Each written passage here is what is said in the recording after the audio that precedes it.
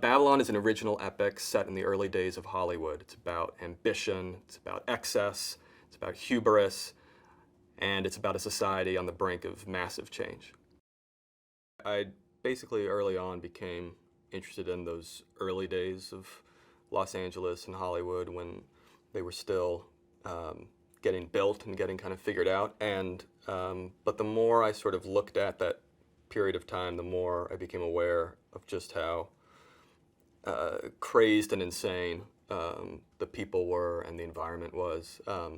You know, it was this sort of larger-than-life assemblage of misfits of all stripes who kind of came together to build this city out of nothing, build an industry out of nothing. And there's a certain kind of crazed behavior that comes from that. So I wanted to try to capture in a really unvarnished, unsanitized way just the extremes to which they lived and worked and partied, and what that kind of behavior led to, both good and bad.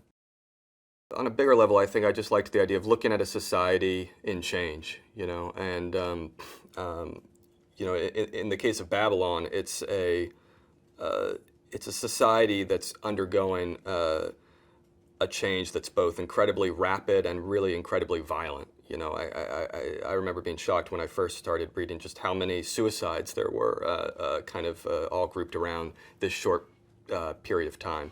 You know, it gives you a sense of the human cost of this thing, the human cost of, you know, we like to use words like disruption now in a kind of euphemistic or positive way, but, you know, you look at what these people, these human beings went through at this time, and yeah, it puts a face on the damage of that kind of that kind of sea change. The operating principle with Nellie was that she's a force of nature, that she's someone who, you know, just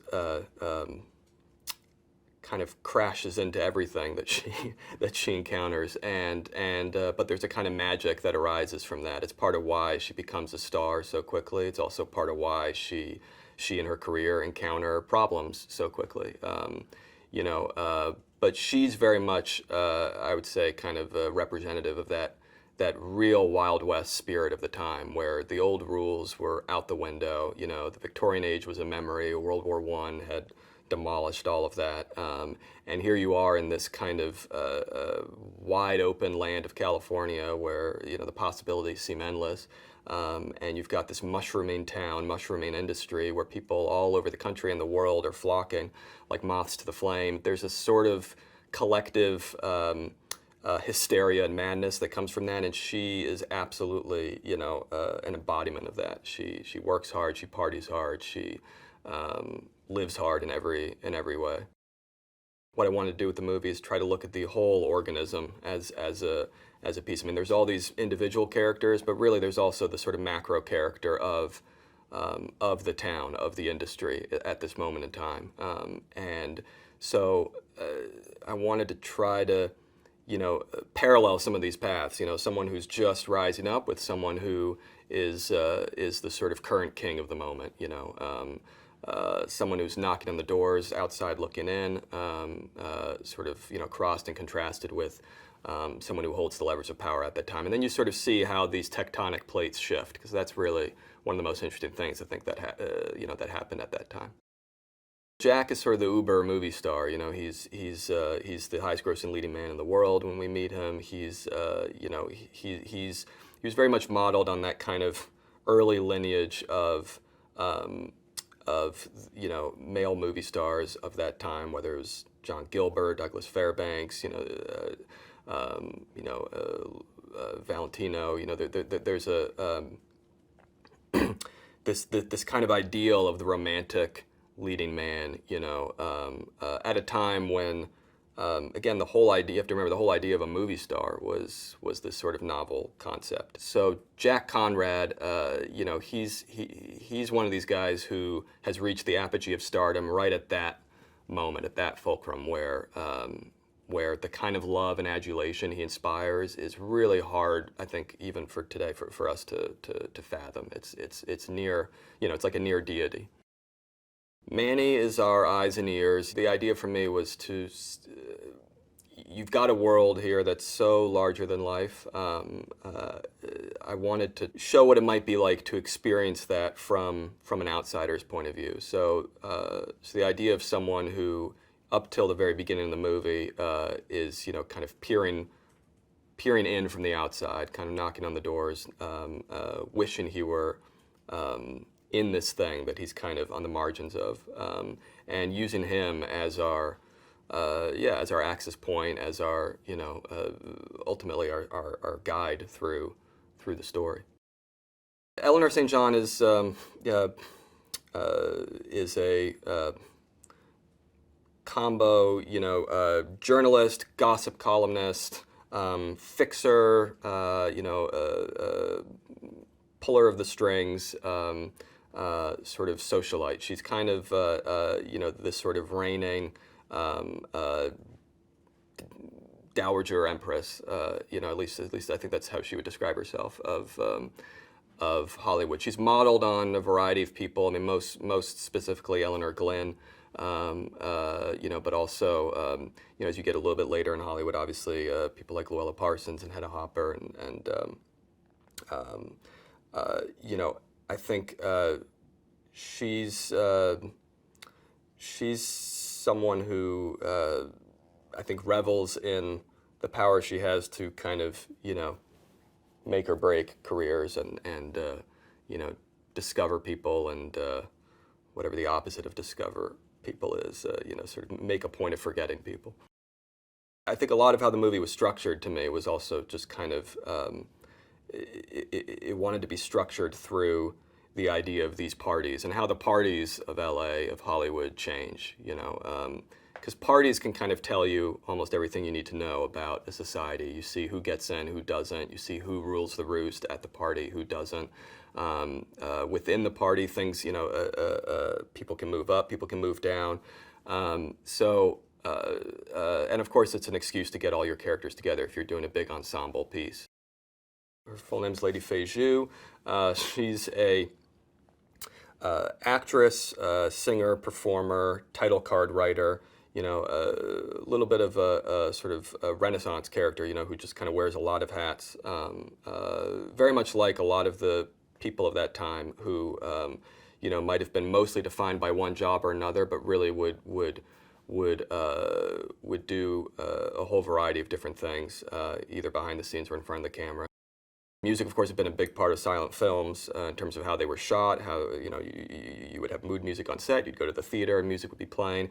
But the idea of actually having music tied to the screen, and the idea of what we now call musicals, and putting musicals on screen, that was, that of course was really a byproduct of sound, and a byproduct also of just the desperation that Hollywood felt right at that moment of trying to figure out some way to justify this invention so it wouldn't be just a novelty. So immediately they turned to what what they deemed the popular music of the time was, what music the kids were listening to, and that was that's the type of music that Sydney plays. In LA, it was a lot of the kind of music that they would be hearing in Central Avenue, the Central Avenue clubs. This was basically synchronous with in New York, the Harlem Renaissance was happening at this time. So there was this moment for a certain kind of jazz and a certain kind of music that lent itself to what Hollywood thought it needed right at that moment. And so there's this interesting window where just for a matter of a few years, Hollywood started filling short films and even feature films with black performers, black musicians, black actors. There were all black films, famously like Hallelujah and Hearts of Dixie and things like that, and a whole host of shorts featuring people like Duke Ellington, Louis Armstrong, and Bessie Smith, just trying to reach out to the music, basically the most popular musicians at the time, and trying to kind of yoke them to this new thing of sound cinema. So with Sydney, I wanted to try to kind of tell a little bit of that story, and situate someone who, when we first meet him, is very much in the margins of the film industry and has no real interest in the film industry. He just happens to live in the same city, but he's not at all interested in partaking in this thing called Hollywood. But when sound comes in and he's offered a spot, he might hesitate at first, but ultimately he bites, and we go along the ride. We go along for the ride with him. The hope with this was to sort of demolish the expectations of a period piece, and especially of a movie about old Hollywood, to show that that really on the fundamental level there was no difference between then and now, and you know, I mean, something that happened to me a lot when I was you know, researching or kind of putting this together was, you know, I would stumble upon things that shocked me. I'd stumble upon anecdotes or episodes that would just leave my jaw kind of hanging. That's what I wanted the movie to do, you know, and that's what we don't often get from period movies. Something that can really sort of shock and rattle and take an audience on a real roller coaster ride. That was the hope with this. I think what I was drawn to the most was anytime I would see, you know, an image from the time or from research that felt like it could have been today, you know, or felt like it could have been from 500 years ago, you know, or felt like it could have been from the future. The idea was to try to, everywhere we could, show you something that you would not expect from your own kind of preconceived notion of the 20s. Sometimes that meant fashions that predated the 20s. Sometimes it would mean fashions that seemed to post-date it. But again, everything was rooted in fact. I mean, everything was rooted in the photographic record, the you know, the oral histories, the research, you know, that we all kind of collectively did. You know, we didn't want anything to be anachronistic. We wanted to be true to the time, but we wanted to be true to the time in a way that would completely subvert any expectations. The hope was to have everyone in the movie, whether it's someone you know or someone you don't, feel surprising, feel somehow like it added a new color to the film that wasn't something you were either expecting or something you'd seen before. One of the things that's amazing working with Brad in whatever, you know, I can imagine whatever role. I mean, he's one of the few people today where I think you get some sense of what the old school movie star really might have been like. You know, that sort of larger than life aura that a star of that time could kind of exude seemingly effortlessly. That's the thing with Brad, especially at this point in his career. You know, you don't see the work. It's completely invisible and effortless, and that's part of what's so magical about it. So having him play a movie star of this era and this ilk, yeah, it felt meta in the most beautiful way, but it also felt like it gave us something to actually really collaborate on together, to make it and the performance personal, you know, and you know, to have it be a canvas where he could inform it with his own experiences in a way that hopefully take it beyond just a sort of depiction of a movie star and into something where you really see sort of the raw humanity underneath that. For a role like Nellie, you need an actor who truly has no fear, and can just kind of take the screen as though she's sort of grabbing it by the sides and shaking it to do whatever she wants it to do. That to me is Nellie. That to me is Margot. That's where the two of them sort of merge. I think in many other respects they are incredibly different people, but there's a kind of energy and fervor and hunger that they both share that I think that was something personal to Margot that she was able to tap into. And you know, however she summoned those kind of forces forth, again, she did it in a way that was pretty extraordinary. I've been a fan of Jovan's for a while, but I think what was especially exciting to me about working with him in this role is it felt like he could show a whole new side of himself in this role. You know, Sidney has a swagger to him. He's funny. He's sexy. He's headstrong, and he also goes through a real kind of you know, a real transformation of himself as a person as well. So I needed someone who could tap into that, and Jovan was the perfect person to do it. I did a lot of auditions trying to find someone who could play Faye, and Legion Lee just you know, it's like that old school thing. It's the triple threat. She can sing, she can dance, she can act. But more importantly than all of that, she just has this kind of way of completely seizing the frame without seeming to do anything. There's, again, an effortlessness to her that just speaks to old school stardom. So it was really exciting to see that quality in someone whose work I didn't really know. And I think that's what's going to be really exciting for audiences to discover her. Well, the hope with Babylon was to make something that felt like a ride for an audience, felt like a roller coaster, felt like a carnival, and a larger-than-life circus filled with vivid characters, amazing performances, spectacle, excess, comedy, tragedy, the whole range of experiences, the highest highs and the lowest lows. That was the hope, to try to put it all onto one panoramic canvas called Babylon. It is a film about making film. It is a film about a real transition in cinema history, and it's also approaching it a way that no one's done before. No one has ever depicted that time in Hollywood the way this film does.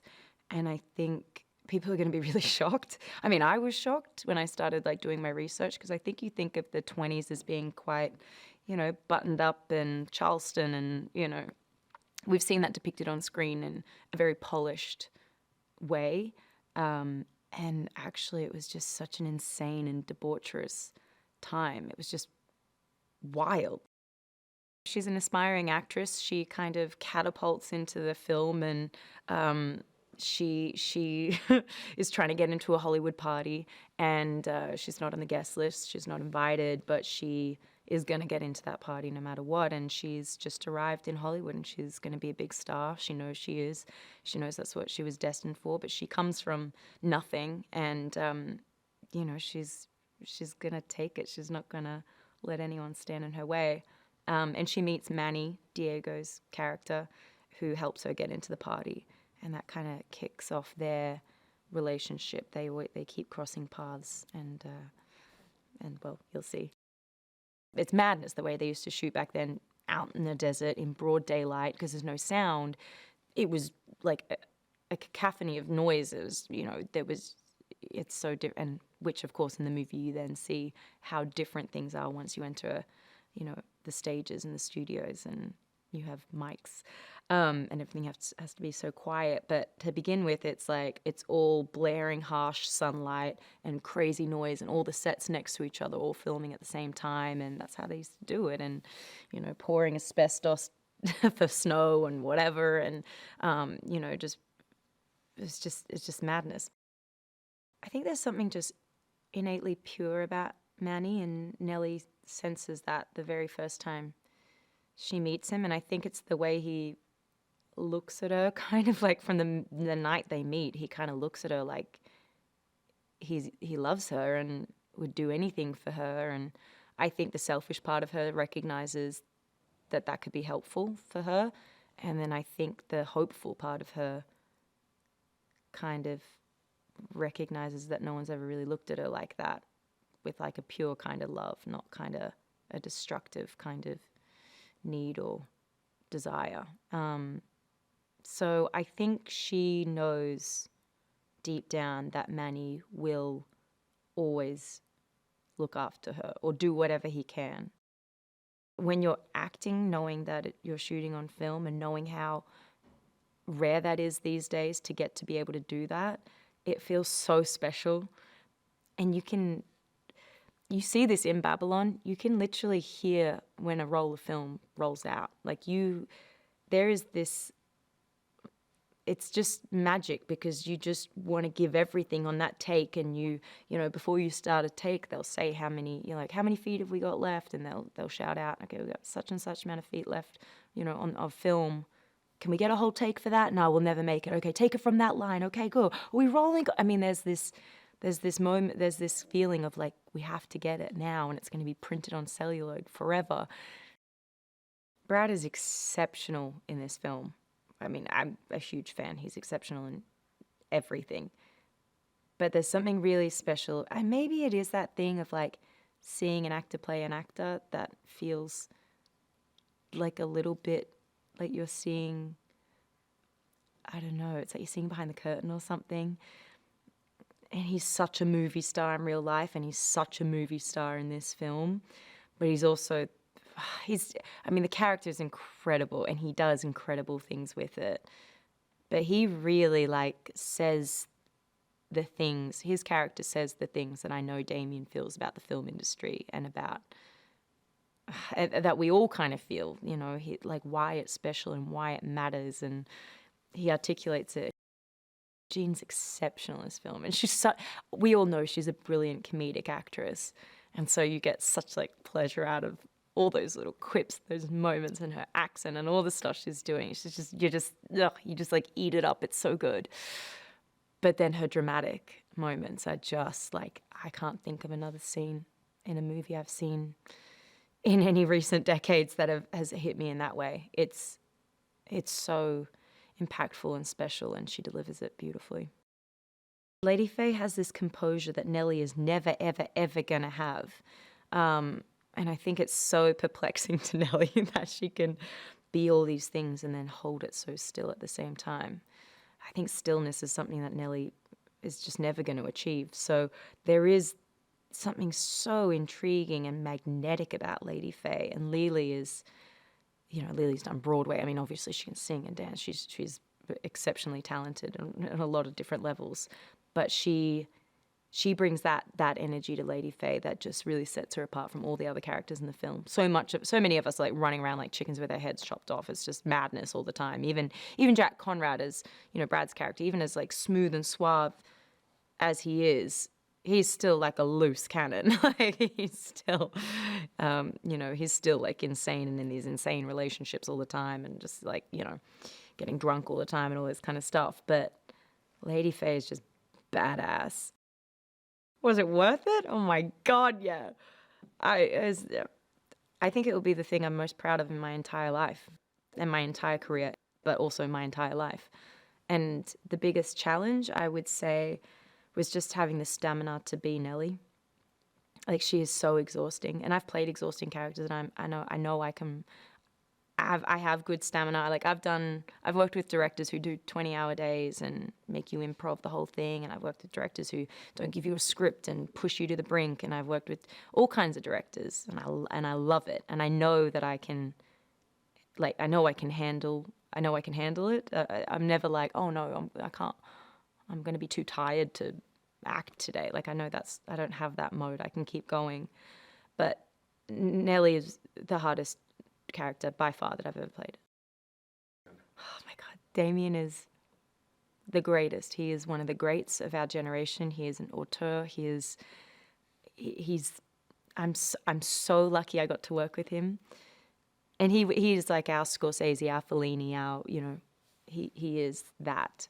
He is one of those greats. I have an endless... He is the first director that I ever felt like I was let off the leash with, too. And maybe it's because it was this kind of character. If we did a different movie together, maybe it would be different, and our process together would be different, for sure. But having him, and the way he feels about this film, and about making this film, and about writing Nellie, and the way I wanted to play Nellie, it was just, like, explosive. And it was the first time I felt like I went pedal to the metal. Like, I've never really put my foot completely to the floor. It was like, yeah, and he let me do that, and I was be forever grateful for that he let me really, really go for it and expected so much of me. I love that. It's an eyeful. Yeah, you're going to see things on screen where you're going to be like, are they allowed to do that? Because I remember when we were shooting it, I was like, surely we're not allowed to do this. Like, surely this will never make it on screen. Not in this day and age. You can't do anything anymore. Damien had some references of what he was thinking for McKay. And then as I was learning about the Blockhouse and you know, people wore different things, masks and makeup. And so that, some of that, like the makeup that James McKay applies is part of the you know, fun and sort of dress up of being in that environment, and working with them with the hair, makeup, costume, all of that, like putting McKay together, which also obviously Damien, all of us just talking about it, and we would try different things and walk around, and it's really interesting because it's as much forming like my performance as anything. It's, you know, doing the hair and makeup and putting the clothes on and walking around. You start to feel certain ways. But it was, I don't want to say it was easy exactly, but it just, everybody's ideas were good and we were just coming together, and the look came together pretty quickly between Damien's vision of it and then all of us, you know, collaborating on putting it together. The costume definitely brings like a real feeling of authenticity, which is so helpful. And actually with the costumes, we really explored pretty different ideas. And then ultimately what we ended up with, which I don't know if we had like 5 or 6 pretty different or distinct looks. And that one that we put on just, for me, felt like, yep, this is it. And all of that, and it's not one thing, but the costumes were really helpful for me in building the character, inclusive of feeling authentic about the period, which of course also being on the sets were a big part of that too. It was amazing working with Linus and the way Damien and Linus approach both for them and the kind of movement and energy of you know what you're getting on the side when you're looking at it, but as an actor walking through, there's just so much freedom. It's really loose, which is amazing because of again the ambition, like how much we would have to get done, but we would, I don't know, we just had a lot of freedom and. Both be very detailed and specific, but then a lot of range to explore. And I'm just amazed with that kind of energy that they're approaching shooting it with. And then editorially, it'd be amazing because there's just different. Sort of different rhythms to the editing that were just amazing to watch. I mean, again, making it just felt great. Like I really enjoyed how they would shoot. And then watching back, you could see where that looseness would translate, but it could also get like extremely tight and precise with the way it was cut. Really appreciate just witnessing all across the board the filmmaking, because it was very special. So I was partnered with Matt Plouffe, and we had a production company, and Damien and Matt had a relationship, a previous relationship, and I ended up getting in touch with Damien, and we were all chatting, and Damien was sharing his I don't know, I guess like early images that he would see or sequences that he would see in the film. And then we were helping Damien, firstly, just like with research and organizing what it is that he wanted to do. And then Matt and Damien worked very closely in developing the script that Damien was writing. And I was... I was a support. I was there to do whatever I was asked to do, which would sometimes be talk with Matt a little bit about what was happening in the development of the story and other just sort of like research support things for Damien as he went along. He's a great filmmaker, so that's one thing. He's really a joy to work with, and he's really striving to make, in this case, this extremely ambitious, epic, wild story, and he's certainly dogged in his pursuit of that. He's kind of the process and the kind of rigor that he's just going over and over and over within himself and his work through the whole process, whether it's researching, writing the screenplay, shooting, which obviously you're limited with the amount of time you have. So there's a certain movement, and his adaptability, his like troubleshooting, problem solving adaptability. But within that, as an actor, I could be really creative and play and try things that, I don't know, in some cases I wouldn't try because I've got to deliver what's needed for this scene to work. And this, I just didn't feel that. I just felt like I'm going to just go play and see what happens. It actually moves me when I think about the number of people that worked on this film and how hard people worked to make this happen. I feel really grateful for that, and it's a beautiful thing. First of all, it's such a great script, and I thought, that period in Hollywood when we're transferring from the silence to the talkies is just fascinating. And of course, you hear the name Damien Chazelle, you think, where do I sign? He's so brilliant, and turns out to be as nice as he is brilliant. My first reaction, though, when I read the script was, whoa! Was Hollywood as wild as all that? We have some party scenes that are pretty uninhibited, shall we say. Jack Conrad is Brad Pitt. He's the Brad Pitt of his day. And so, of course, she always wants to sit down and have a chat with Jack about who he's married to that week and, how he feels about his current film he's working on, how he feels about his current leading lady, et cetera, et cetera, et cetera. So whenever she can get some words in with Jack, that's the coup. That's the big coup. It's interesting, her mentorship of Nellie. I mean, I think she kind of lives vicariously through, the Hollywood people. She's a writer, and writers, sit back and observe. They don't interact as much. When she does get to interact, I think she loves it, But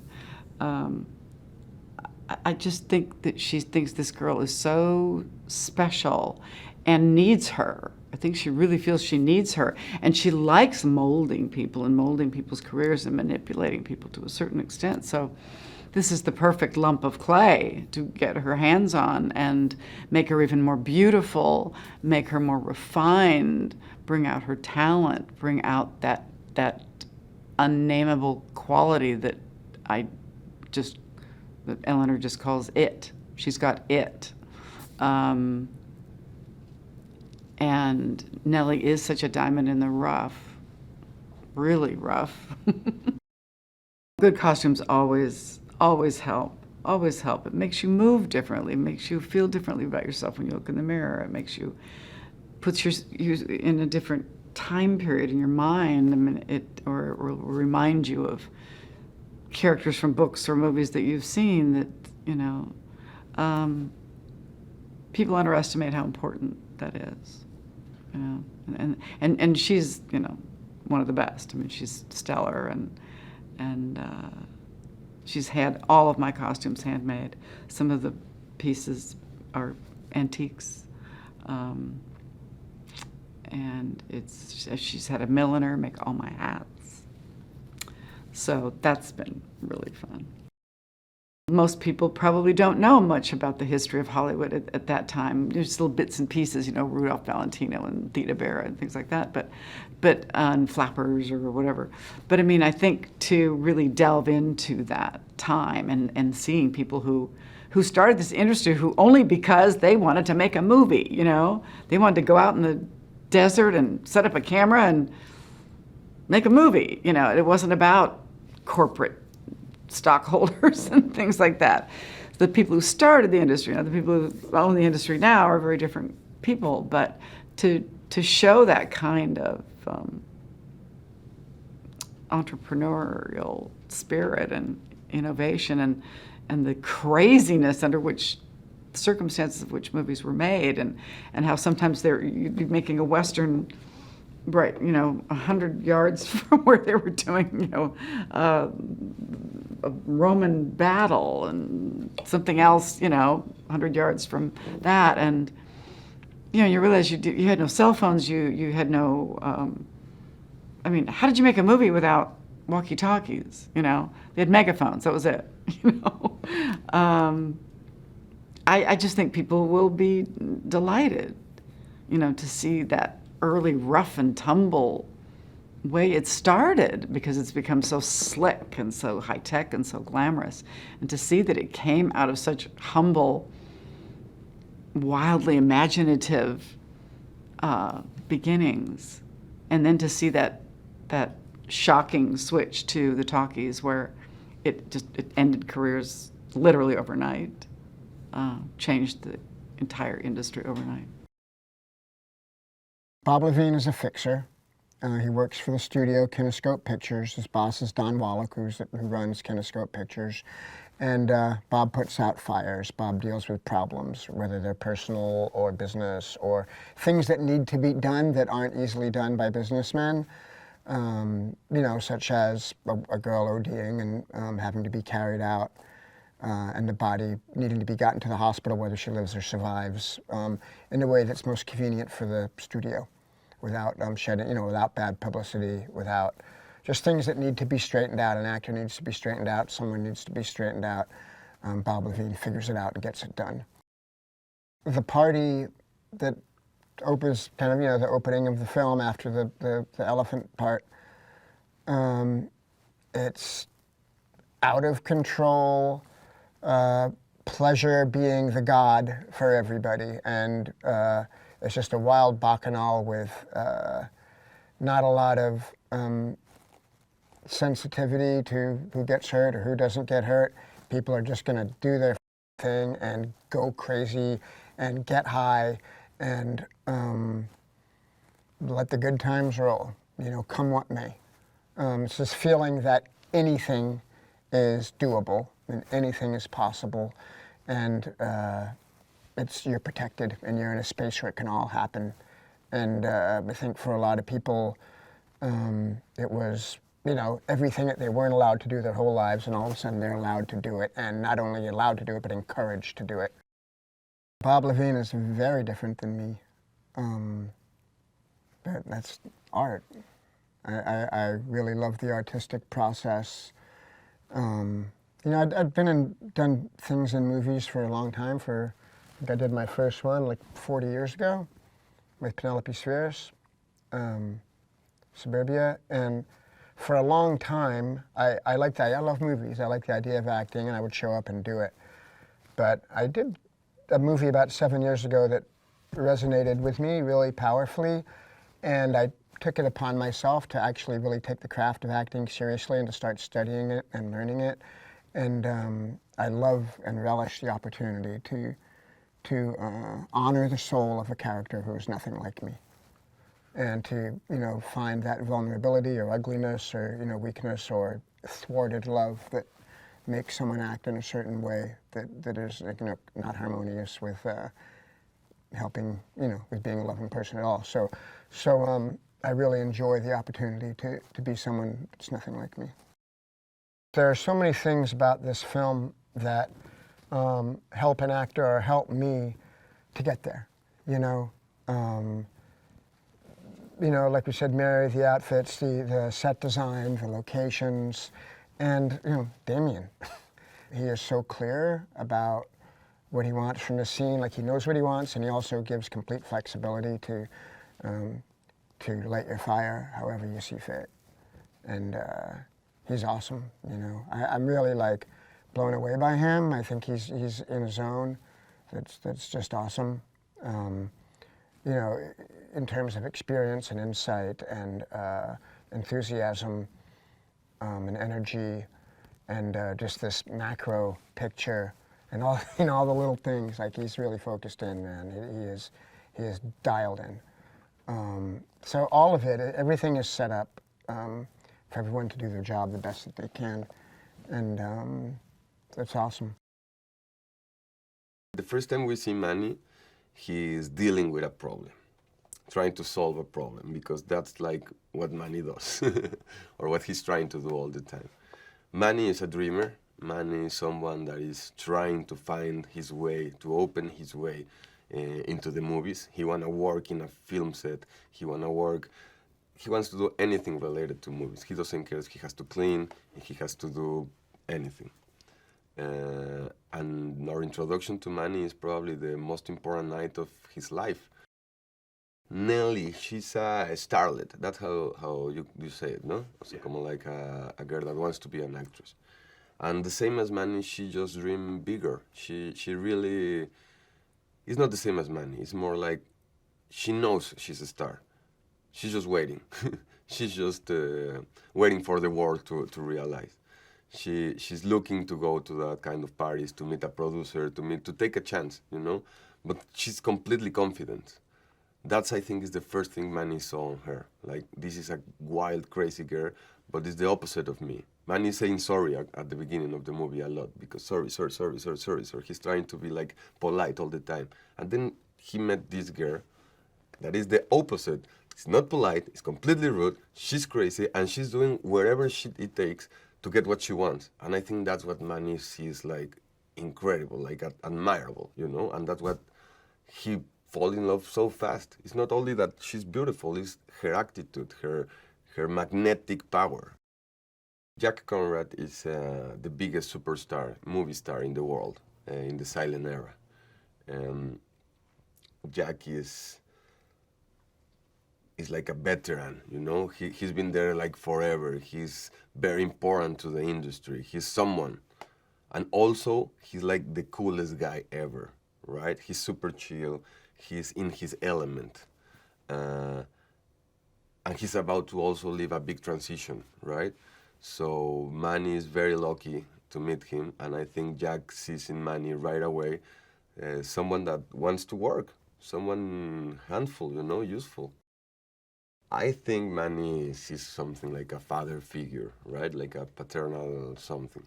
But it's still like a working relationship, right? And Jack is a superstar, but also is a little, let's say, he can distract easily, be distracted easily.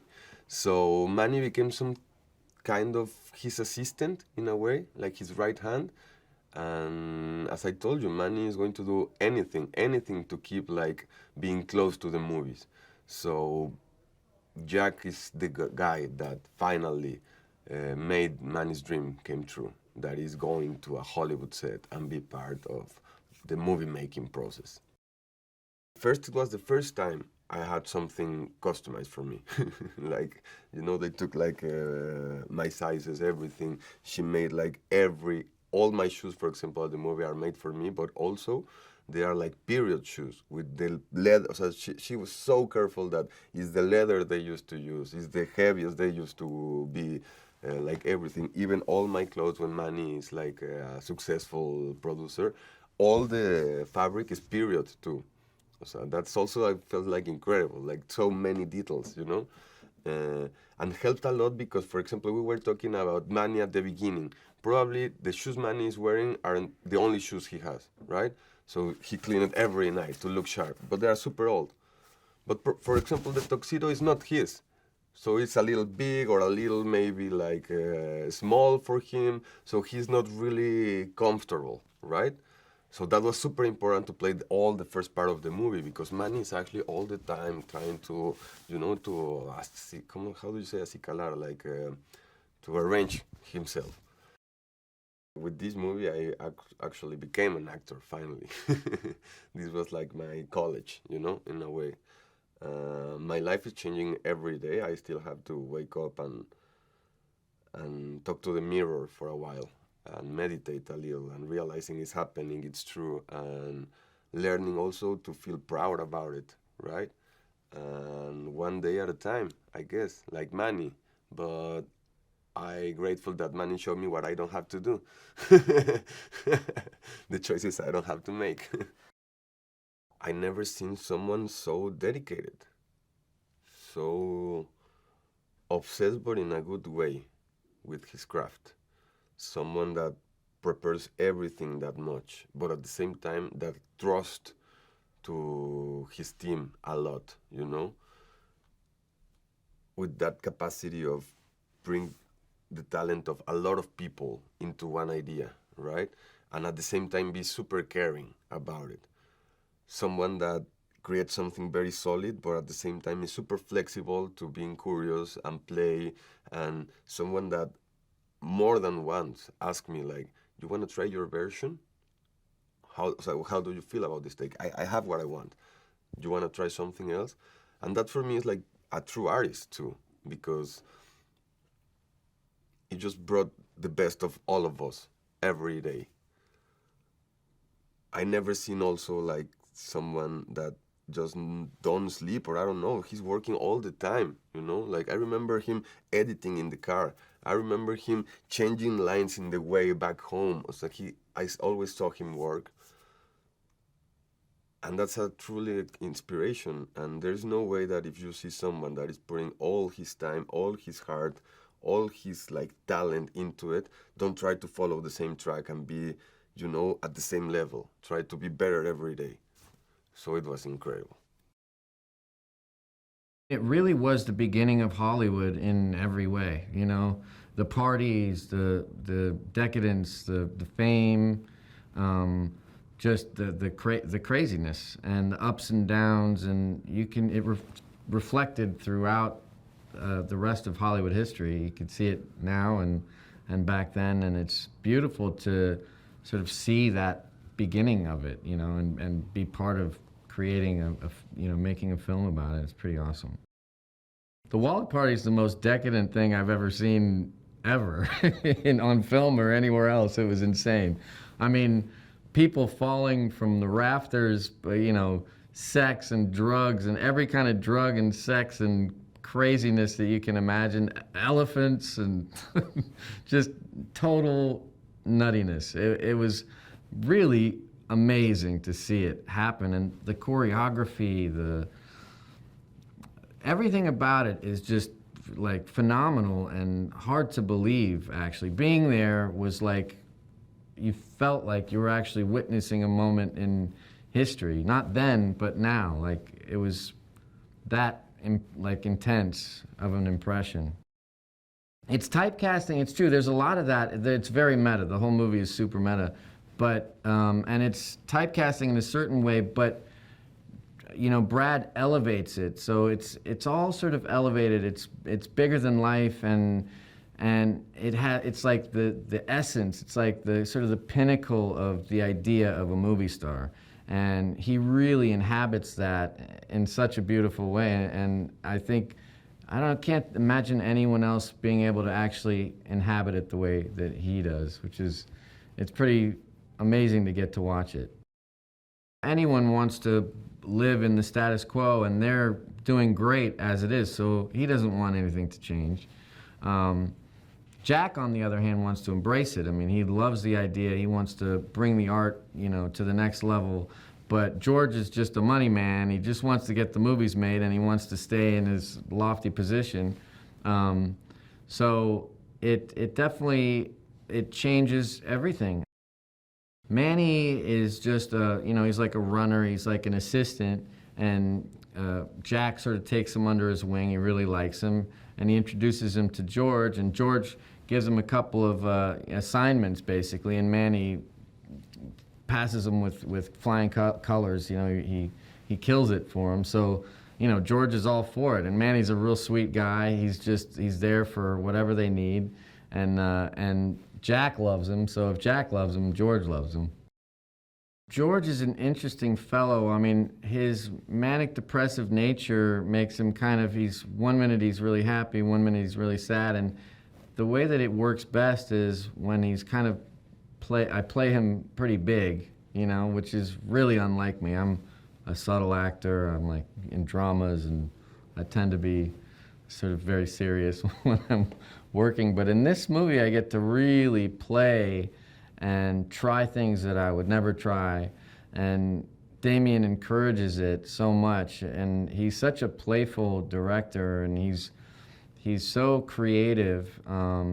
and in the moment and ready to try new things and experiment and just go off on a tangent, and like he'll just give you a take or two to just do anything, anything. So playing George Munn has been exciting, and I've been a little nervous about it because I'm not used to kind of going there like that.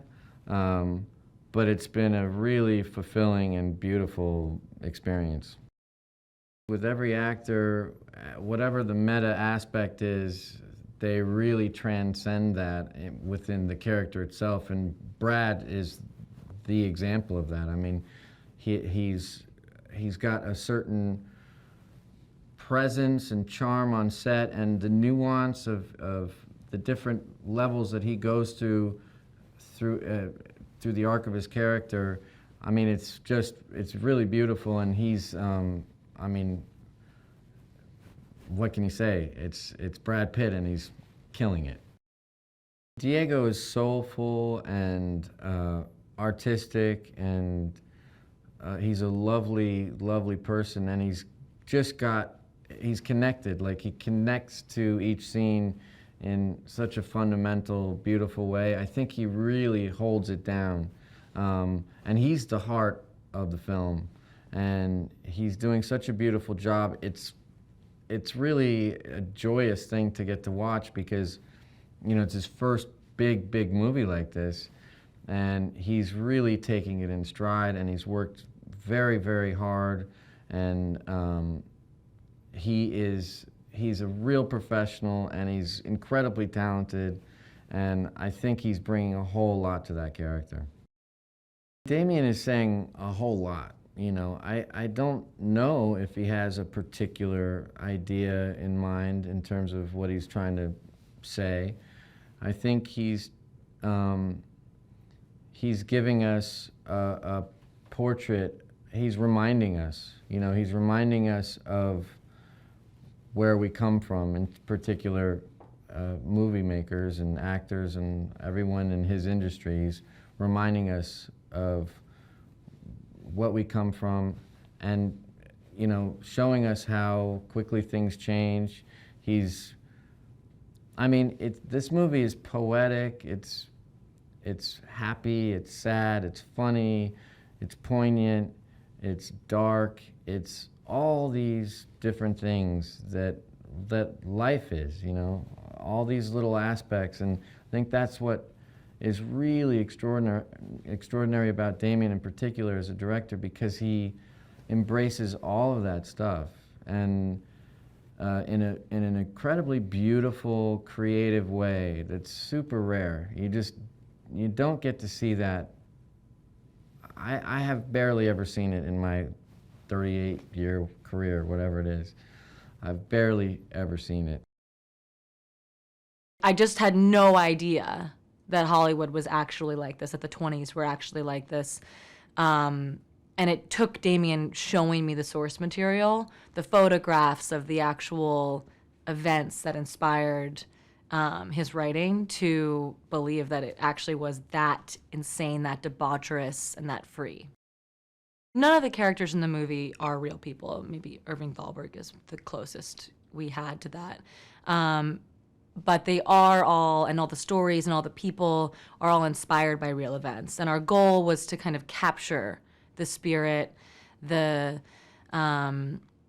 just the world of that time period, but we didn't want to be constricted by being perfectly truthful to any individual story.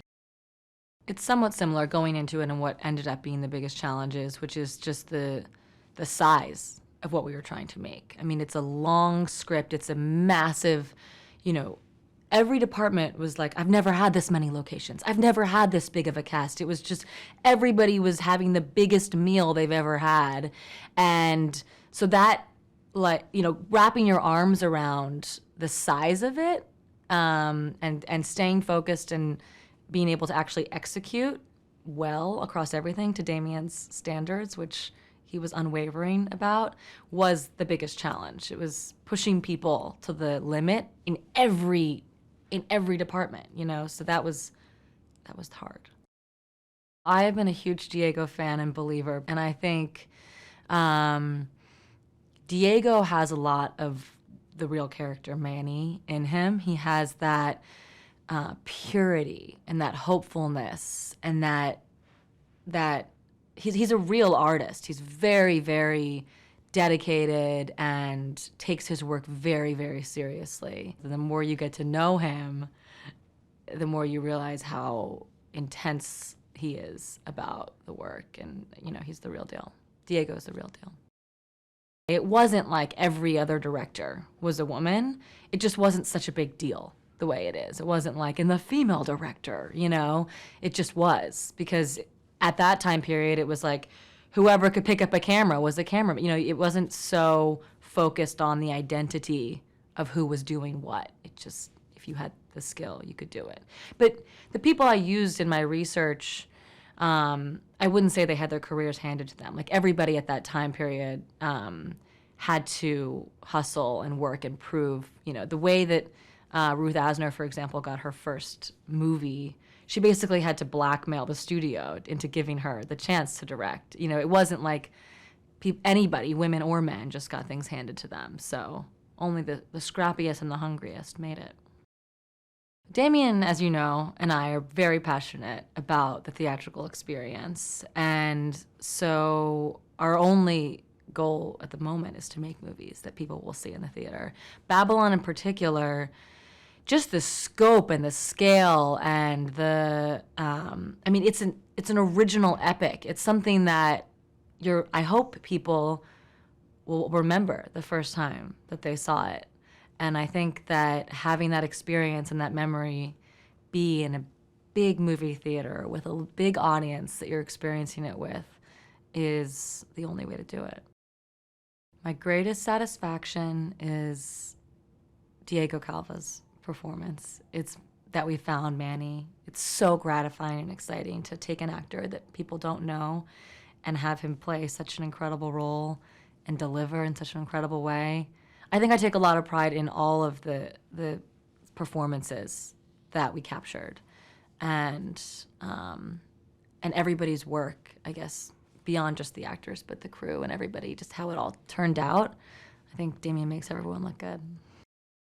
I think the music is a standout part of this movie. It's something that we hope people, you know, will dance to and will listen to at home and not, you know, just put on during a theme party. It's remarkable. I mean, Justin has been working on this music, you know, from even before we began shooting. You know, he focuses only on these Damien movies as his sole focus. So I think you feel that in the work.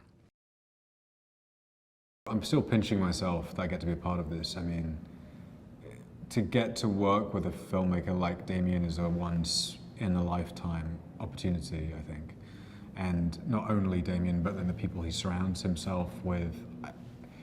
I do feel like a kid in a candy store, and I get very starstruck. I mean, today I was just now I was doing off camera, and I was like this close to Lena's, and I was like, I can't believe this is happening. So it's a really unique thing to get to do something like this, and then also to play a character who has such significance in film history. It's all been kind of too good to be true. In this movie, I think Thalberg represents a kind of Machiavellian-like omnipresence. Like he's not in the movie a lot as a sort of physical presence, but you always sort of sense him. And I get a slightly malevolent feeling from him in the context of the narrative. Maybe I'm being protective of Thalberg. I don't know if that's how.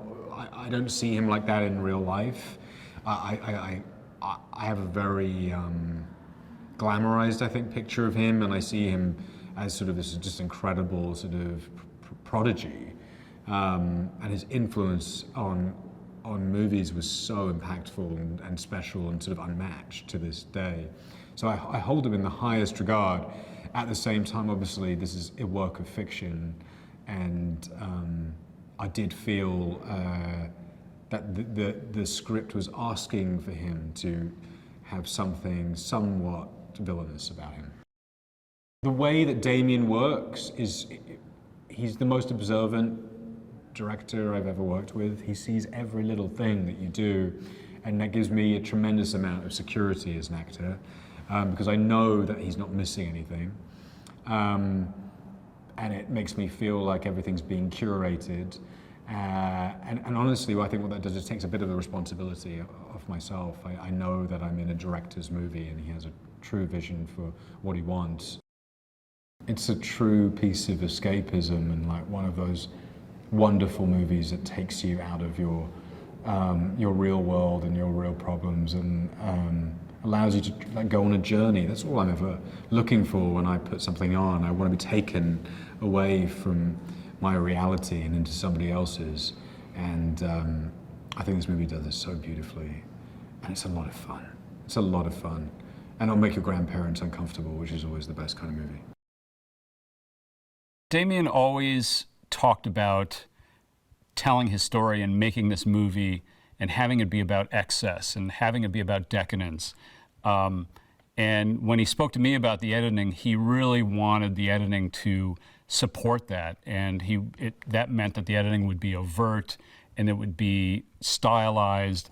It would do a lot of heavy lifting. So as an editor, that's very exciting because we don't often get the opportunity to work in different styles and do certain things stylistically. But also, I had an idea that it was going to be a big job. There was going to be a lot of cutting and a lot of heavy lifting, a lot of moving parts. So I was both excited at the prospect, but also a little afraid. The thing he talked about with Babylon was that this was going to be a true ensemble. That's what he hoped for the movie. This would be a true ensemble. So in a way, it was much more challenging than the previous movies we had done together because with the previous movies, we could essentially boil things down to the two-hander. This, we couldn't do that. This really was, how do you find the way to tell the story and not lose sight of each one of these characters? All of them were, to Damien, were equally important. And they all sort of played off of each other. One person's storyline hinged on another person's storyline. So we couldn't do what we had done before, which was kind of distill in a certain way where it really came down to one character or two characters. This was something that we knew out of the gate was going to be more complicated. With the scenes with Jack Conrad on the hilltop, the battle scenes, I think we had these amazing performances that we could always lean on, that we'd always go back to. Spike Jonze playing the maniacal director, Jack Conrad, Manny watching Jack. I think all of these things were the heart of that scene, of that section. So in a way, every time we went back to that, we knew we could always lean on those characters. And so the idea was, as long as we didn't lose those characters, and those characters include Jean Smart playing Eleanor, who's kind of taking notes and watching this through these opera glasses from afar. As long as we always checked in with our characters, we knew that we'd be keeping it honest. We knew that we would not just be reveling in spectacle. The spectacle was meant to kind of tell part of the story, but the real story was with the characters. So as long as we didn't stray too far from the characters, we could kind of keep everything under control and keep everything in check. I've been very lucky to get to work with Damien and collaborate on movies that feature incredible characters that he's written and created, and also feature incredible performances. And one of my favorite scenes in that way is the scene with Eleanor and Jack in Eleanor's office. Jean Smart and Brad Pitt give these two amazing performances. And that was a scene that was very different than a lot of other things in the movie. Again, I've mentioned, Damien really wanted Babylon to be about the excess and the decadence. And it's certainly about that in the content, in the story, but he also wanted the editing and the storytelling to be very stylized, very big, which is why it's a movie told with montages and cross-cutting, parallel cutting. But then, you know, he also wanted to be able to slow things down and have room for these quiet, meaty scenes. And the scene between Jean Smart and Brad Pitt was one of those scenes, one of my favorites. That's something as an editor, you know, you just try to stay out of the way of the actors. You try to help the characters by showcasing certain moments and certain reactions. And in that way, it was abundance of riches, all the dailies coming in. I mean, every piece of coverage of both of them was really fantastic. So, you know, it was really an abundance of riches. But it really is, it is a matter of trying to be there and support in terms of, like, you know, stay on this performance a little bit longer because something amazing happens. Stay on this longer so that their eyes can meet, so that the characters really feel like they're connecting. But really, it's about staying out of the way. You want the editing to be invisible in that scene because all you want to be left with is what the characters are saying and how they look at one another.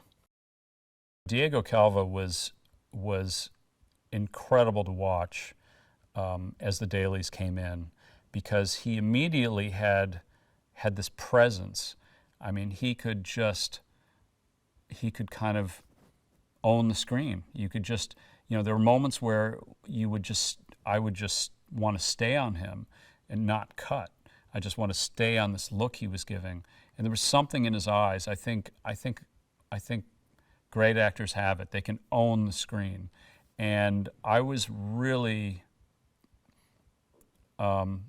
delighted and amazed that, I mean, it was beyond my wildest dreams where Diego could do that. And he could do that in scenes with Brad Pitt, with Margot Robbie, with Jean Smart, you know, with all the characters. He could kind of hold his own. And that's a unique quality, and not every actor has that. A lot of actors don't have it, but some of the best, you know, in my experience, some of the best definitely have it. And Diego, he just has something, and I'm looking forward to seeing more of him and seeing what he does next. I realized that Brad Pitt, the way he would portray Jack Conrad, that character really became, in a way, the protector. I saw him as the protector of cinema, in a way, the protector of good cinema, the potential, you know. And I really got to a place where I believed that for Jack Conrad, this artist, you know, he saw himself as an artist. It went beyond making money. It went beyond the film business. It was about, how do you make art? How do you make a lasting impression? You know, how do you make something that is that will be there forever? Between us and the ideas and our goals, which is frankly tied to who we are as people and as friends and as cinephiles and as filmmakers, it was just a dream. Honestly, Babylon is a dream from born of two young cinephiles who love movies who go, wouldn't it be amazing if we could do something about that time, because it's never been done in a way that quite represents how amazing it was. But then you build a script and you end up with something and you go, I don't know who's gonna make this or who would jump in on this movie.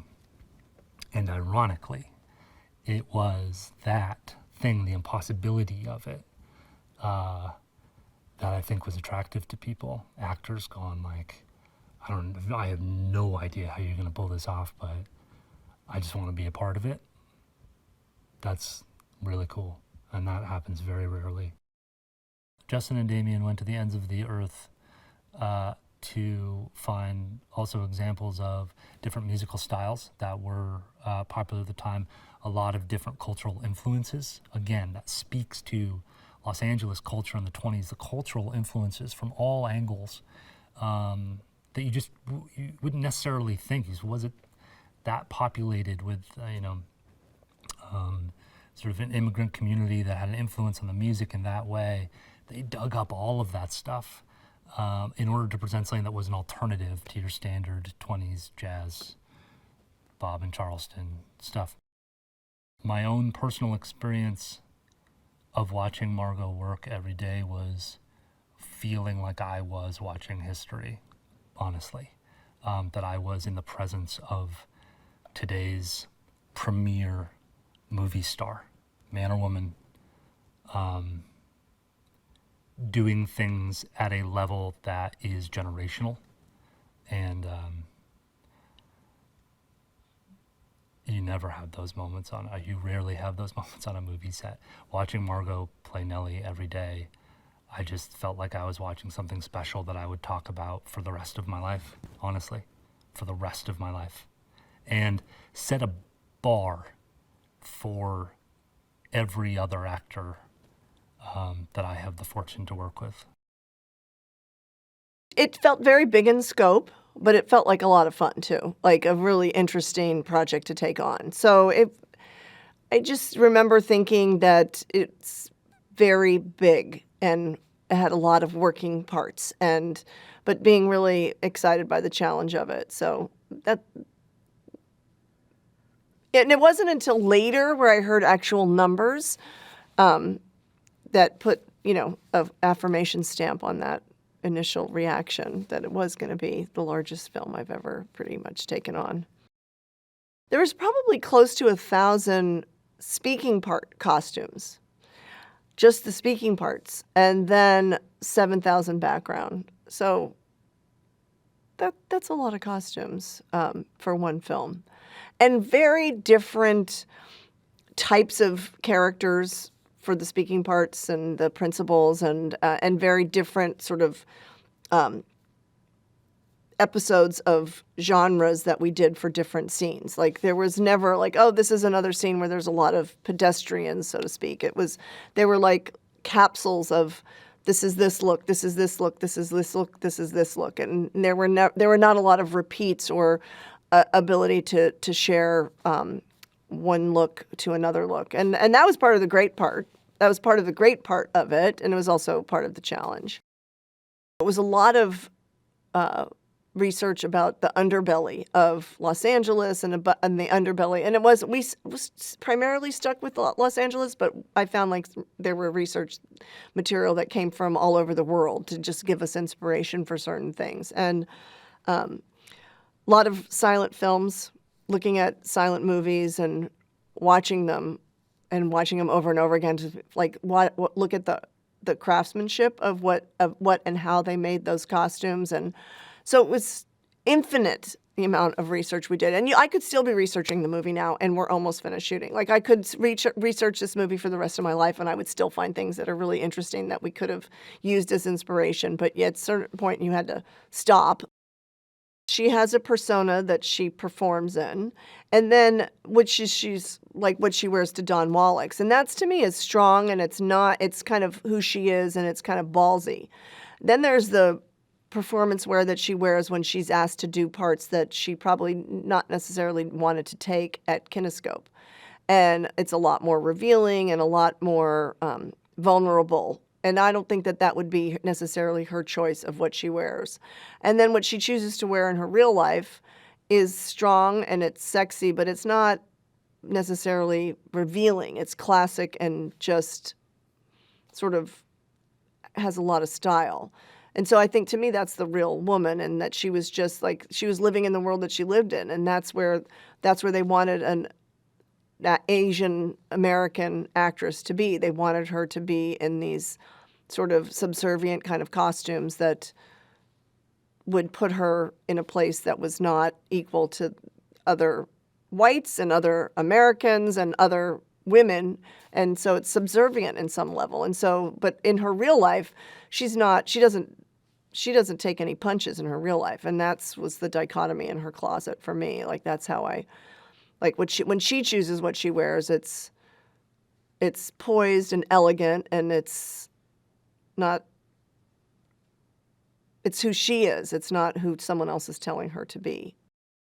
Some things we were inspired definitely by Clara Bow, like, and some other just period research that we found. There was a picture of Clara in overalls.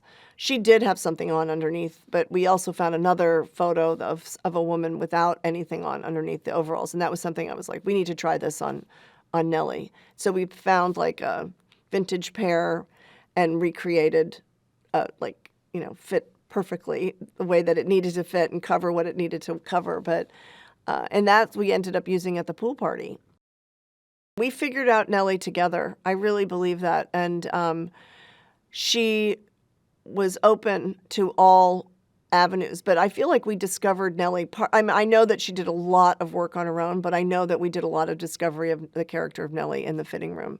For sure, because it was very helpful. And she's one of the most intuitive actors I've ever worked with, and so nice and so lovely and just smart as a whip. And she knew her character inside out and would come up together. We came up with a lot of solutions, but a lot of times she's very production and filmmaker savvy. You try to find something that feels timeless and contemporary almost, and relatable, and that is also something that could very legitimately come from the 1920s. Absolutely. It just makes it so it doesn't feel like this is this precious thing that we're looking at, and there's a way to let the audience in because it's something that that's not that offhandish sort of period veneer. It's something that's like visceral and relatable. And yeah, I mean, there's no reason why someone couldn't wear what Nellie wears to the Wally party to a club today. It's awesome. We both said, I don't think he's the type of character that is very formal all the time. Like, I don't think on the days where he shows up to set or when he's looking at footage, it's not always that he's in a suit, and certainly not a tie. I think he owns it, and he's much more casual than that. And like when he dresses up, he's in his tuxedo, but it's not like he inhabits his life in suits and ties and in a formal way. We sourced fabrics from all over the world, but mostly Europe. We sourced fabric from Europe, and then we found a lot of great fabric in Los Angeles and in New York. We did find some domestically too, but the suitings for the men primarily came from overseas. Like they just don't weave it in the United States anymore. And we were looking for very heavyweight suitings, which nowadays if you bought a suit today, it would be maybe the heaviest would be like a 9-ounce. And I was looking for 12, 13, 14-ounce wools. And so to source those, we had to go overseas. His ideas of the character arc of Manny were he knew him inside and out. And we were very much in agreement on how he starts, and that Manny is a man of very little means, and he doesn't have a ton of clothes. And I think that he wears a pair of black pants and a white shirt. He doesn't have a tuxedo shirt. He wears just a white button down, and he has somehow gotten his hands on a tuxedo jacket and a bow tie. And that's how he cobbles together his look for the Wallach party. But we see him without the jacket and the tie in the very beginning. And he wears those pants and that shirt. I mean, we have multiples of them, but he wears that through his whole arc while working for Jack. Like, he gets one sport coat and one overcoat. And we had another sport coat, but we never ended up using it because it just felt like he's not making that much while he's working for Jack. And so it was the choice of like the lack of clothes for him, or the lack of new clothes for him, and also the structure of the clothes. I think that part of it is the love of filmmaking and the love of film, and showing that there was in the silent movie era, there was true art was being made, and people were allowed to like express themselves in a way that got a little bit squelched in the beginning of sound. And so, I've never spoken to Damien about this, but it's like, it's this love of film, like what's happening now in terms of what studios and what filmmakers are making. Like there are people who are still making movies that are about people and life and the way that Babylon is, but there's also a lot of other static in the universe about what sells a lot of tickets. And not that we don't want this movie to make money, but I mean, I think that this movie is about making art. I think it's just going to be a visual and emotional feast. You're just going to sit down and go on this ride, and when the film ends, you're just going to be like, what just happened? Wow. Can I go see it again? I think Babylon had to be filmed. In my opinion, it just had to be filmed. More than ever, I would say, I wanted to approach this film even more sort of impressionistic, meaning I wanted to be more bold with, like, for example, if it's like bright outside, it should be really bright outside, and it should be like overexposed, like more than you should. Like if you read the American Cinematographer's Handbook, it's like we did everything wrong. You know, it's like we didn't really follow any rules, and we treated the film dramatically. It's as overexposed you can be on film stock. We shot like that, you know, like we treated the film that way, and to get an impressionistic attitude for those scenes. And then in other instances, we would just underexpose it dramatically, and altogether the whole film was push processed because we wanted more contrast, more color, and there was sort of no other way, in my mind, to get to where we are with Babylon without shooting it actually on anamorphic 35, push processed. Just shooting on film will help the scene with actors, but the relationship between you and the actor when we're shooting, I find that when I meet actors in the beginning of a shoot and they realize we shoot on film, they're always light up, and they're like generally always happy and want to talk about how great it is that we shoot on film, and they love it, and for different reasons. Usually they feel like they look better on film, but I think everyone focuses better when you shoot on film, and you know when the clap goes, you know, it's just it's more quiet around. I think for everyone it's just better, actually. Every scene is engaging too, like from the beginning to the end, and Damien has sort of that great ability of sort of visual storytelling. He's a really visual storyteller, I think, as well as he's a storyteller in general, like a genius. But when it comes to the work for me with him, he can always see clearly how the story should be told, and it is in a musical way, right? He has a musical mind. He thinks of the edit already on set, and the way we sort of design shots are usually not coverage. Starts here and ends here, so it's always a visual storytelling. You know, it's always a visual journey for the audience, which I think really helps the movement of the film too. Like it's always a forward motion. Definitely, please go to the cinemas, because it is a film about cinema, and when you've seen the film, you realize why you should watch movies in general, and why you should watch them in the cinema. And the film has to be watched. You have to see it in the cinema, please. That would be really, really important to me. It's a lot going on, and I think the difference between cinema from back in the day versus what we have now is that more things are going on right now.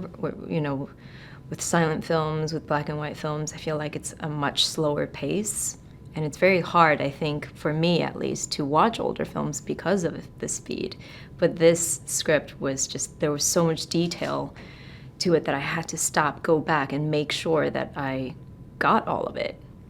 And it was exciting, it was exhilarating, it was wild and creative, and I still ask Damien to this day, even though we're halfway through shooting, where he gets his inspirations. I think she is the epitome of strength, of beauty, of grace, elegance, and stillness.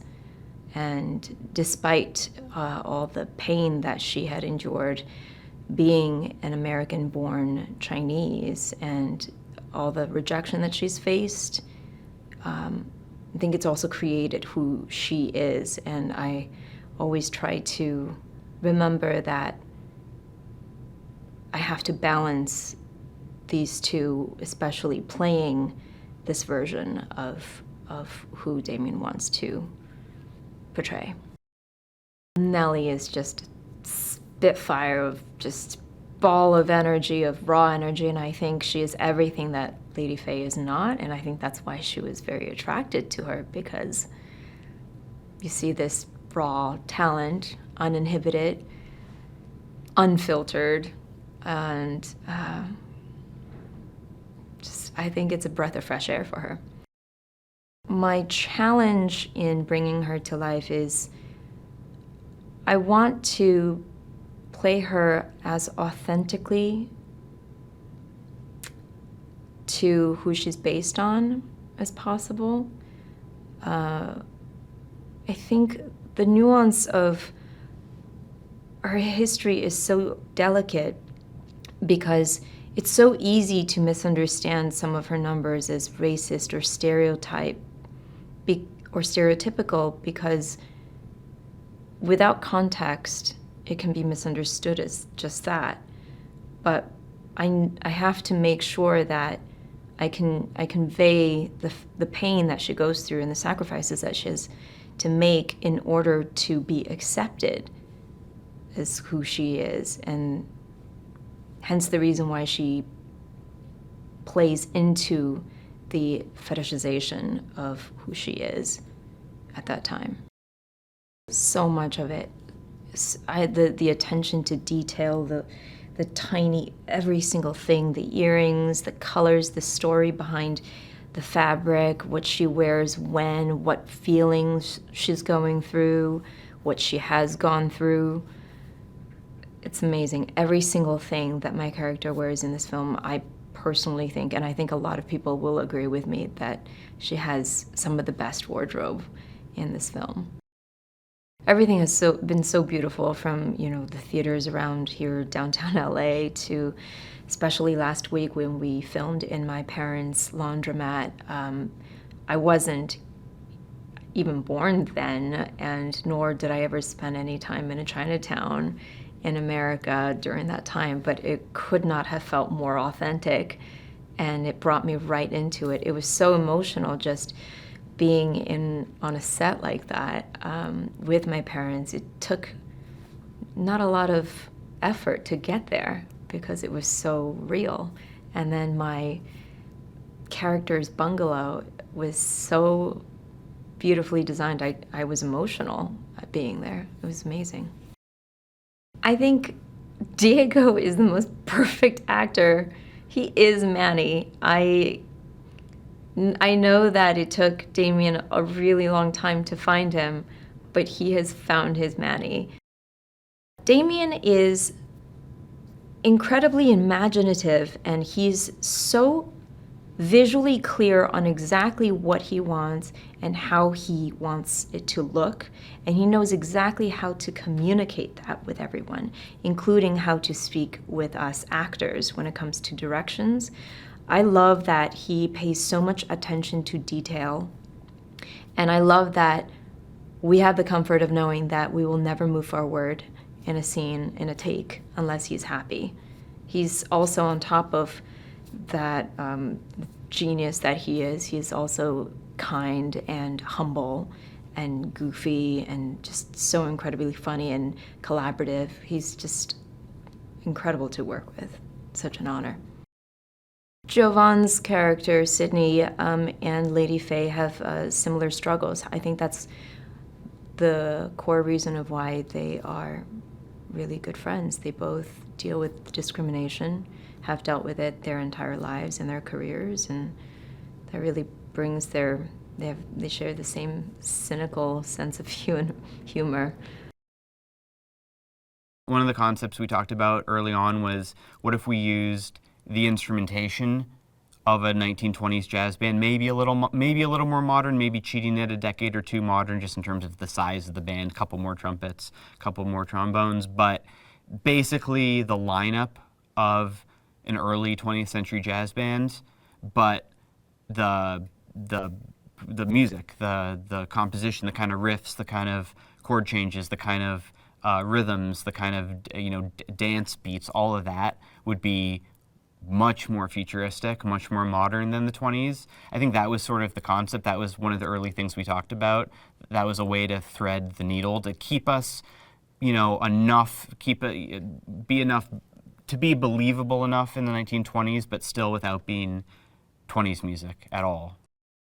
Casting the musicians was really important. It's something I've never done before. In the past, I know a few musicians, but I also mostly just take whoever the contractor brings, and sometimes those players are perfect, but for this, there were just a few types of cues. The Sydney cues, obviously, those dance sax cues, a couple other things that I just want something very, very specific. I had something very specific in mind, so actually searching for the right people to do that, casting those musician roles was a big part of the process. The sound of Sydney was really kind of cobbled together from 3 incredible trumpeters. And I think that's also what makes it interesting too, is that Sydney is so incredible. Sydney is such an incredible musician, and the breadth of music that he plays is so wide that it took 3 of the best trumpeters in the world to be able to pull it off. It took Sean Jones, Dante Winslow, and Ludovic Lewis all bringing their specialties to be able to just cover what Sidney Palmer plays in this movie. King of the Circus. I love that piece. When Jack bursts through the doors of the Wallach party, and it's ho ho ho ho. It's all these voices. It's like 30 of my voice, a bunch of other voices, but they couldn't get I had this very specific made up accent and intonation that nobody could get. It's like ho ho ho ho, and it was the way you attack the note and then drop and then build back ho ho. We got a lot of interesting voices on it that are adding weight and variation to it, but there's a lot of me doing it because it's this very weird made up accent that I could not convey to people. So anyway, King of the Circus, Jack bursts through the door. It's these weird indigenous sounding chants. It's very primal, very this guy he's king. He's the king of the circus. So bringing in a lot of these real, in some cases, or just made up but kind of campy sounds that are exotic. That was part of this score too. There are a lot of things in this movie that they're just not meant to be realistic. And the clacks in Voodoo Mama is something like that, where it's just bigger than life. It's bigger than the band that's in that scene by far. Same for the elephant section of Voodoo Mama. Voodoo Mama, it's driven by the clacks. It's got that trumpet solo, and the track builds and builds and builds, and then it has this huge gear shift.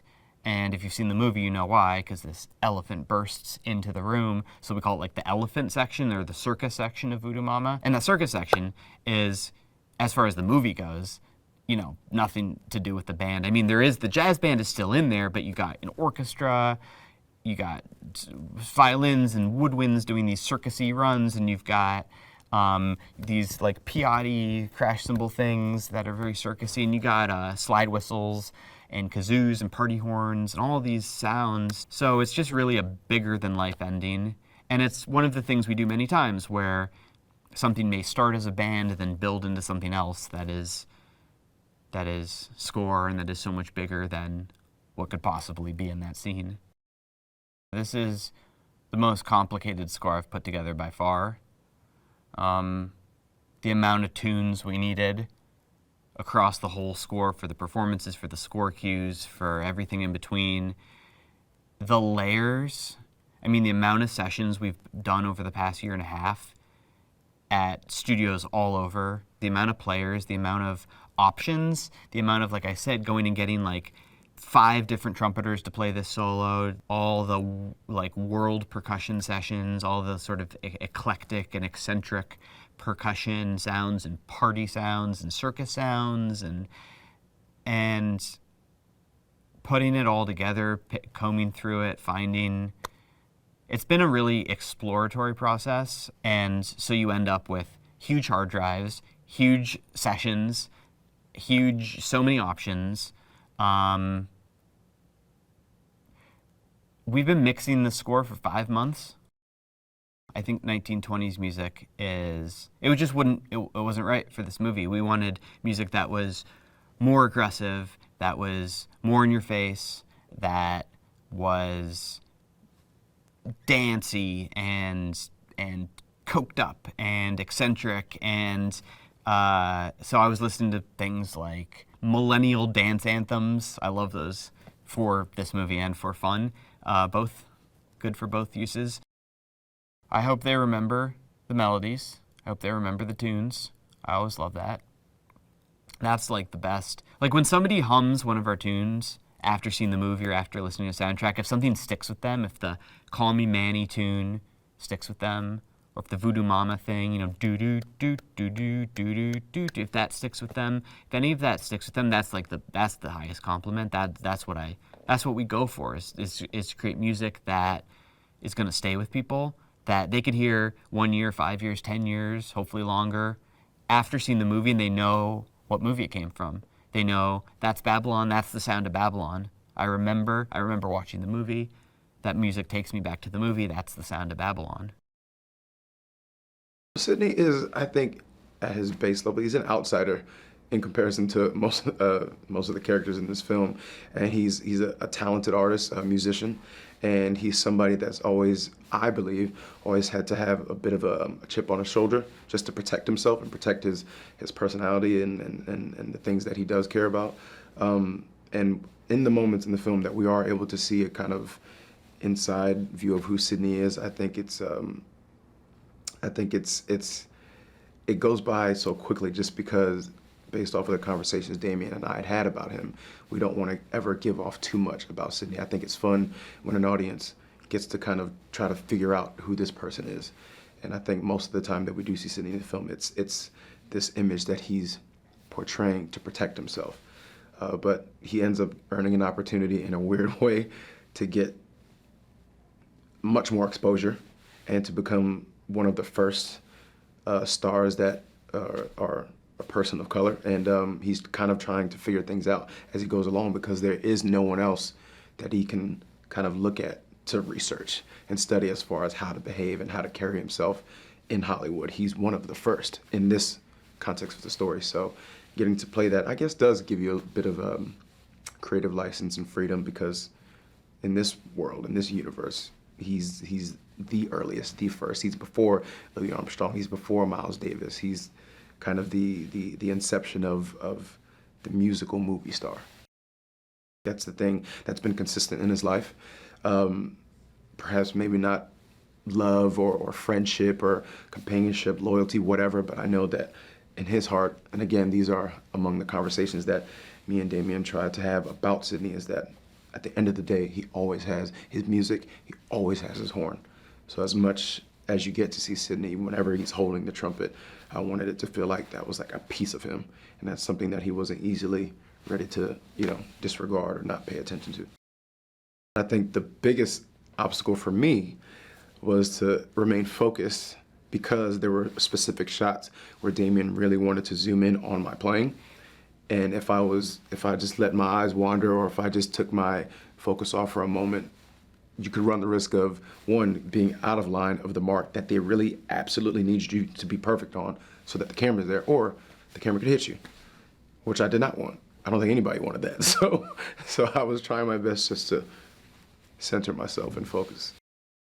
This is a person who's a minority who's coming into a predominantly white industry, and he's, I think more than anything, Manny and Sidney connect just off of the pure hunger of survival and wanting to be able to take care of themselves and to possibly take care of their families.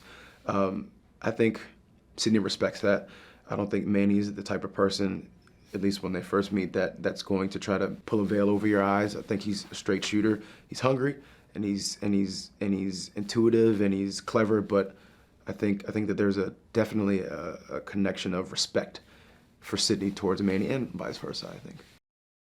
My coach that I ended up bringing on, Dan Fernero, brilliant trumpet player, so brilliant, but more importantly, so patient with me, because it's so hard learning an instrument if you don't read music. So we really had to find a practical way of him transcribing the music for me, which again, brilliantly composed by Justin, who I'm also a fan of. So it's really cool to get to play some of the songs off of a soundtrack from somebody who I've listened to all of his soundtracks. It's really cool. But yeah, we found a number system for the valves, and just being able to learn it by visual memory. So my teacher would play it, you know, on a high definition camera, and it would be in person. I'd be there in person, but I would take the videos home, take the music home, and just have to learn it and commit it to memory, watching it over and over and over and over and over and over and over again until I was sick of the song. And then also being able to understand the breath. When you're playing any brass instrument, any wind instrument, it's really hard to hit certain notes and not breathe. Breath is everything. So you see guys that'll be up there hitting those squeals, and then they can just jump back into like another note without taking a breath. Impossible. And my teacher, or Dan, has been playing 30 plus years, and you can see when he's hitting a note that it still takes so much out of him. So I think that type of preparation was important, because then it enabled me to, we're talking about creative license, being able to adjust how much difficulty I wanted to express playing these songs, because Damien wanted Sydney to be like once in a lifetime type of talent. Like he's able to hit that high C or that transition with half a breath, where the average player would need a breath and a half or 2 beats of breath. He can quick back into it again. So to be able to fine tune it, you have to learn everything. Actors want to be challenged, and they want to be able to showcase an arc. I think if you're playing something one-noted, it would be easy to become bored and less enthused about coming to work every day. But again, to kind of piggyback on the prior question of why I took on the job, is because one, I was getting to surround myself with artists that I really respect, and that some that I've watched since I was young, but being introduced to new talent as well, and just getting to be involved in something that absolutely needed to be achieved, or could only be achieved with a team effort. You know, it's easy to jump into something and you have like one star, and it's like, well, it lives or dies on that one person. But having a machine where every small piece of equipment needs to work in unison for it to be successful, that's kind of like cool. Like I'd like to be just that little piece right there that helps that piece, that helps that piece, that helps that one, so that we make something beautiful. It's like an orchestra. It sheds light on what we're seeing in real life. I think that it's the opportunity for diversity to be able to bring new aspects and new stories to the limelight, and I think we get a piece of that in the scene where, you know, they're like, oh, what we're hearing, there's a heightened interest in Negroes in films and things like that.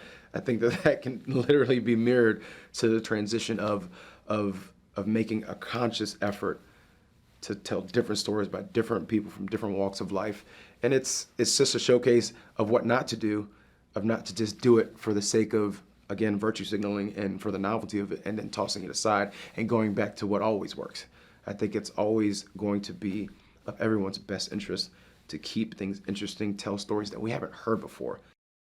Justin knows I'm a fan. And again, me being obsessive and a perfectionist, which is just the worst way to be. It's good because you know that you'll always push yourself, but then sometimes it's to a fault because you just never are satisfied. And I would just always Justin, how was that? Justin, if it's wrong or if I missed a note, I would like to know. And he would be like, no, it's great. And then I'd be like, and he'd be like, oh. He understood, so he would always, if it was beneficial for the performance for him to fine tune one little thing, he would do so. But if not, he'd just be like, Jovan, just have fun, man. Play the music that you know. You've been drilling it enough with Dan. Have fun now. And then once I get to that place, I was right in my sweet spot.